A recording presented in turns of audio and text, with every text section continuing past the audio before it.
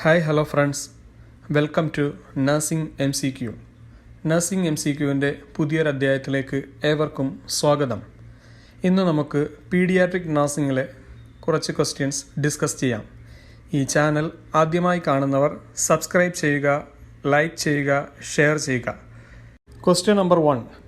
Pinky with suspected rheumatic fever is admitted to the pediatric unit. When obtaining the child's history, the nurse considers which information to be most important? Option A, a fever that started 3 days ago. Option B, lack of interest in food. Option C, a recent episode of pharyngitis. Option D, vomiting for 2 days. The right answer is option C, a recent episode of pharyngitis. A recent episode of pharyngitis is the most important factor in establishing the diagnosis of rheumatic fever. Question number 2.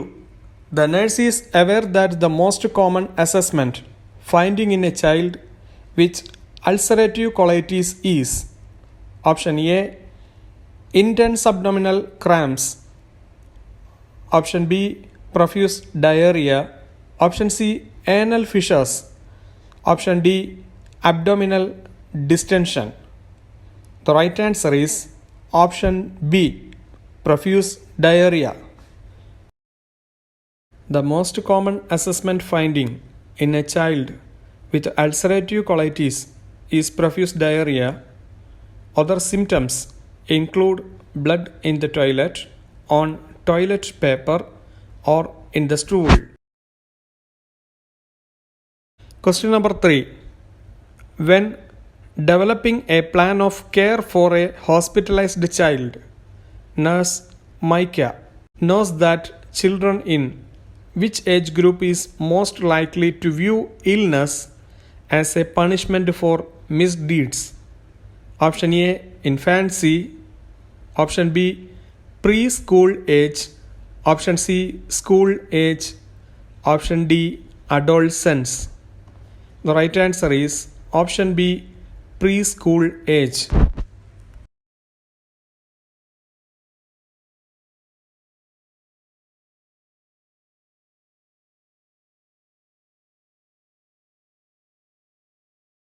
Question number 4.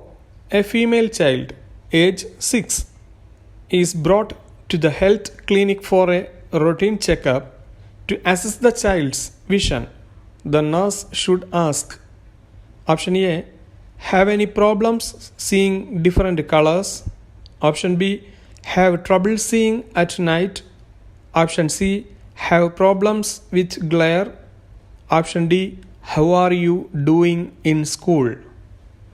The right answer is option D, how are you doing in school?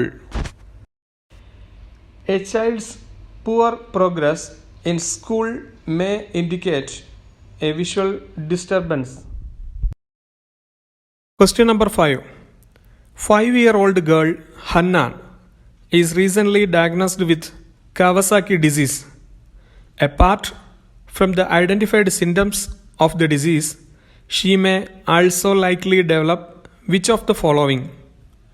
Option A, sepsis. Option B, meningitis. Option C, mitral valve disease. Option D, aneurysm formation. The right answer is option D, aneurysm formation. Question number 6. Jessica, who diagnosed pulmonic stenosis, nurse Alex, would keep in mind that this disorder involves which of the following? Option A, a single vessel arising from both ventricles. Option B, obstruction of blood flow from the left ventricle. Option C, obstruction of blood flow from the right ventricle. Option D, return of blood to the heart without entry to the left atrium. The right answer is option C, obstruction of blood flow from the right ventricle. Question number 7. It is considered as the bluntly rounded portion of the heart. Option A, base. Option B, pericardium. Option C, aorta. Option D, apex.